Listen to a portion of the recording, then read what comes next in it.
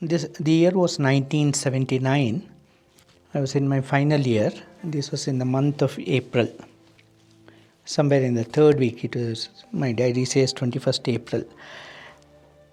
I had been informed that I was blessed with the chance to speak during the summer course this year also. Swami had given me the chance to speak in the summer course from 1977 when I was in my first degree. And I was now in my third degree, and Swami gave me this chance. He said, I was told that Swami had blessed me to be a part of the speakers list. So, in the morning I went to the safe room. As I have mentioned in one of the earlier podcasts, safe room was the place where there used to be a safe in the old bungalow. And it was a nice place for us where we could hear wonderful things from Swami, and only boys and a few elders were allowed. Everyone was not allowed there. And we would get wonderful chance to do Pada Seva to Swami. So in the morning, I asked, as I went in, I noticed many of the elders were doing Pada Seva for Swami. I asked Swami for the topic to speak during the summer course. Swami said, Nenu ippade ivvanu. I will not give it now itself. Ippude iste prepare cheskoni chilukala vale matladtaru. He said, if I give you the topic now itself, you will prepare and speak like a parrot. Na atla matladali. You must speak like me. Mana college pillalu itla cheyakodadu. Means our college students should not speak like parrots. They should speak from the heart. Then Swami said, Nenu chudandi. Just observe me. Matlade mundu andarni chustanu. Observe me. Before I speak, I just scan the audience. Appudu వాళ్ళకి ఏమి కావాలని గ్రహించి మాట్లాడుతాను. I discern what is it that is the need of the hour, what is it that the audience needs, and I speak. మీరు కూడా స్వామిలాగానే ఉండాలి. You also should be like Swami. Of course, what Swami meant was that we should speak something which is relevant to the audience, and we should also speak from the heart. It should not be something by-hearted or prepared by Chat GPT and read out. So this is what Swami told at that time. On the 22nd of May, 1 month later, the summer course had begun, and I reminded Swami that he had not given me a topic, because earlier he had told me, I will not give you now itself. So I assumed that he will give a topic just in time before before too many days. And so I wanted to ask Swami. Swami had come to the hostel. He came straight to me and kept staring at me.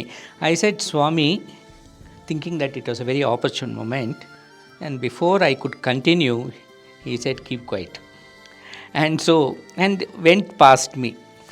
He went to the room where students were rolling chapatis. In those days, students used to come from all over India, and therefore the hostel students used to be the hosts, and they used to be involved in all the activities. They would cut vegetables, they would roll chapatis, and sometimes even fry the chapatis. And this was part of the work they would do, and Swami would be very proud of that. He would walk into that room, and here this is what he did that day. Swami went in.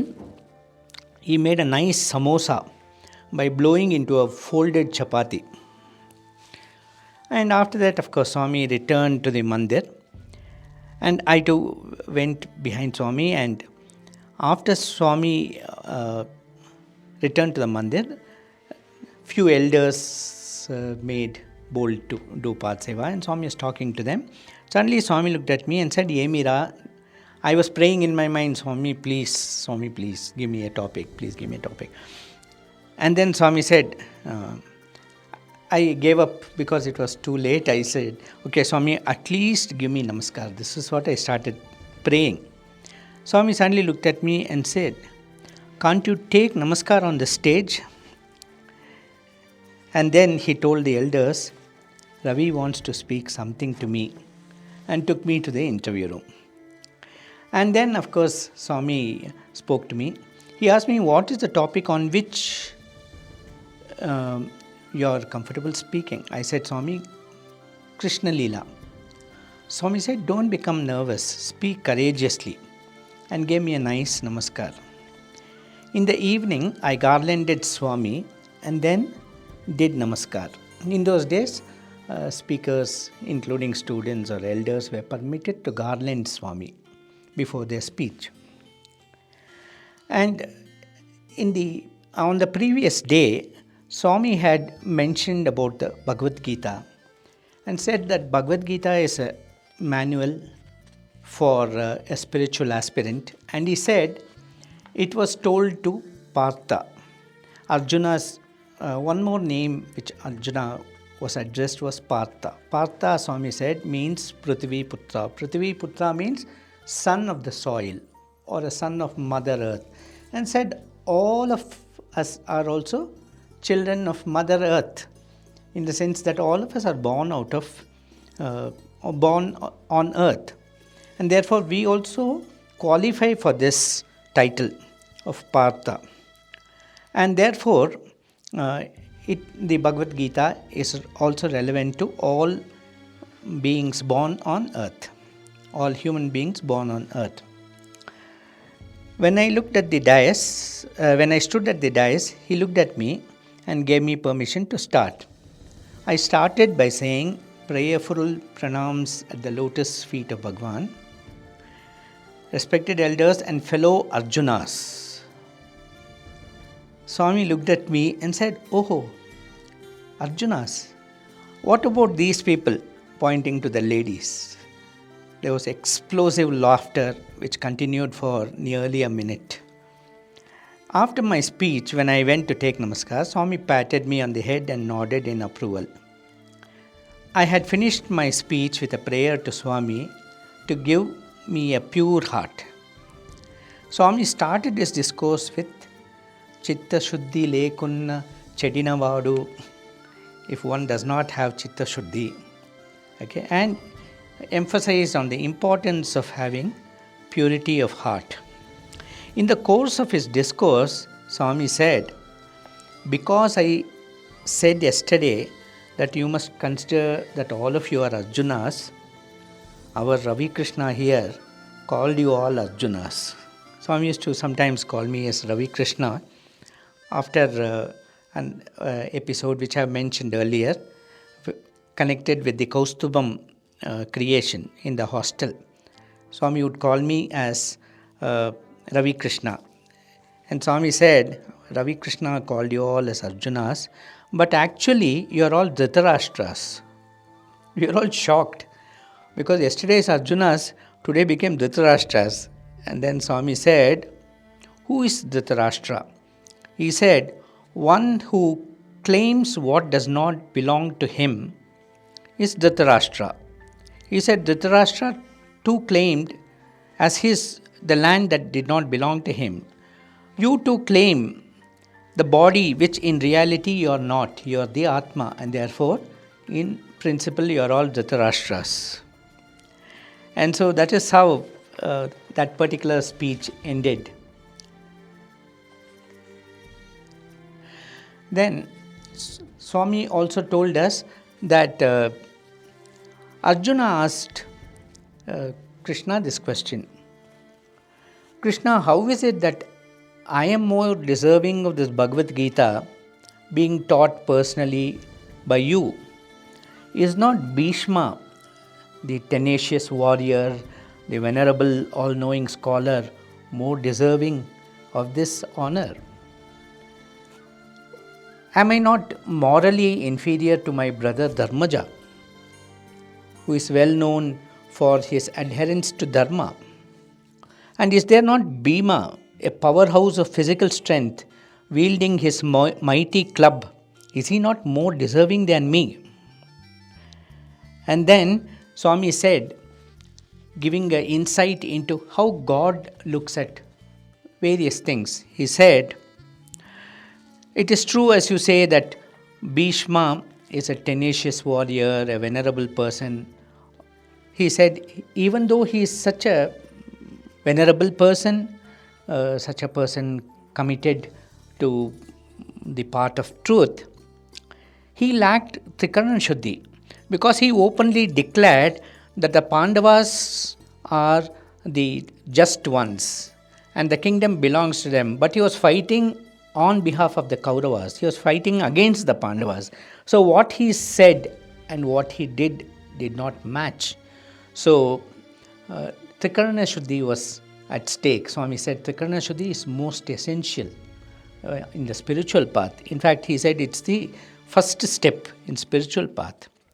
And Swami also said Dharmaja is subject to the common human failing of repentance rather than prior consideration. Bhima also has tremendous physical prowess, but there's an insufficiency of intellectual strength. A person without discrimination cannot absorb the subtle teaching of the Gita, and that is how Bhishma is not qualified for this honor. Dharmaja, who Krishna said has repentance more than forethought or foresight, also does not qualify for this. Then how come Arjuna is qualified? Krishna tells him that, see, even before the war, you dropped the bow and said, Krishna, what is the point in waging this war? If I kill all these people, how will I be happy and enjoy the kingdom? So you thought of what would be the consequence of your action even before you indulge in the action. And this makes you qualified for this wonderful teaching of the Gita. There were a few other things which Swami said. Bhagavad Gita, he said, was not sung.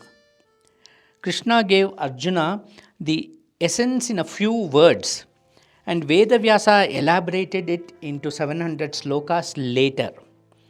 Swami said, for instance, Samatvam Yoga Muchyate, equal-mindedness is yoga.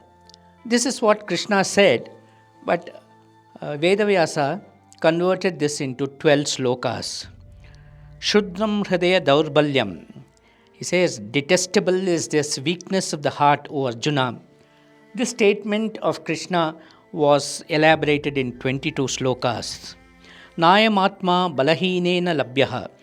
The Atma cannot be won by the weak-hearted.